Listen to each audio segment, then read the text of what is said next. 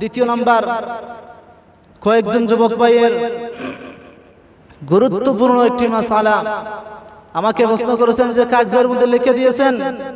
এই বিষয়টি আমি জুমার দিন সকলের সামনে উপস্থাপন করার জন্য, আসলে অনেকে একজনের মাসলার কারণে অনেকে জানা হবে আসলে গুরুত্বপূর্ণ যে বিষয়।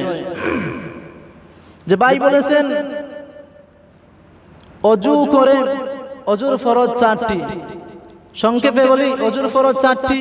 সমস্ত মুখ দোয়া, দুনো হাতের কবজি পর্যন্ত, খনি পর্যন্ত দোয়া, মাথা মাসিহ করা, সংক্ষেপে পাও দোয়া, এই 4টি অজুর ফরজ। এখন ভাইয়ের প্রশ্নের জবাব হলো যে অজুর ফরজ 4টি থেকে যে কোনো একটি আমার ছুটে গেছে, কিন্তু আমি ভুলে গেছি। ভুলে যাওয়ার পর আমি কি করলাম? নামাজে দাঁড়াইলাম। দাঁড়ানোর পরে আমার স্মরণ হয়ে গেল যে আমি অজুর ফরজ 4টি থেকে আমার একটি ছুটে গেছে। আমার তো মনে হয় অজু হয় নাই, আমার তো মনে হয় অজু হয় নাই। এই সময় তার করণীয় কি?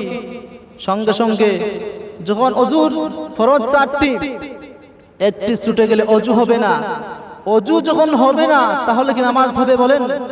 অজু যখন হবে না তাহলে নামাজও কি হবে না? নামাজও শুদ্ধ হবে না, নামাজ হবে না। তার পুনরায় হলো আবার নামাজ ভেঙ্গে নতুন করে অজু করে এসে নামাজ আদায় করা। এমনকি সন্দেহ জনক আরেকটা বিষয় যে পুরাপুরি ভাবে অজুর ফরজ 4টি আদায় করেছেন, জানা আছে পুরা মতো, জানা থাকা সত্ত্বেও আসছেন, আসার পরে নামাজে দাঁড়াইছেন, বিভিন্ন ঝামেলায় শয়তানের ওয়াসওয়াসা দিয়ে মনে স্মরণ করে দিল, যে স্মরণ করিয়ে দিল অজুর ফরজ তো একটা ছুটে গেছে। যে সময় সন্দেহ এটা, অথচ আল্লাহর বান্দা অজুর ফরজ 4টি পুরাপুরি আদায় করেছে, সব অঙ্গ দৌত করেছে, কিন্তু সন্দেহ চলে আসলো যে আমার অজুর ফরজ একটা মনে হয় ছুটে গেছে। সন্দেহ থাকলে সন্দেহ মিটাতে হবে। সন্দেহ চলে আসলে কিছু করার নেই, আবার নতুন করে অজু করে এসে নামাজ আদায় করেন। এটাই হলো উত্তম, এটাই হলো ভালো। সন্দেহ চলে আসছে, তুমি যাও আবার নতুন করে অজু করে এসে নামাজ আদায় করো, এতে কোনো অসুবিধা নেই।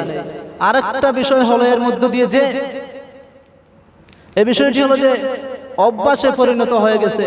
যেমন কোন মানুষের, কোন মুসল্লি, কোন ভাই বোন, যে কোনো আল্লাহর বান্দা এবং বান্দির অভ্যাসে পরিণত হয়ে গেছে, অজু ঠিকই আদায় করতেছে পুরোপুরি ভাবে, তার কোনো অসুবিধা নেই, কিন্তু প্রত্যেকটা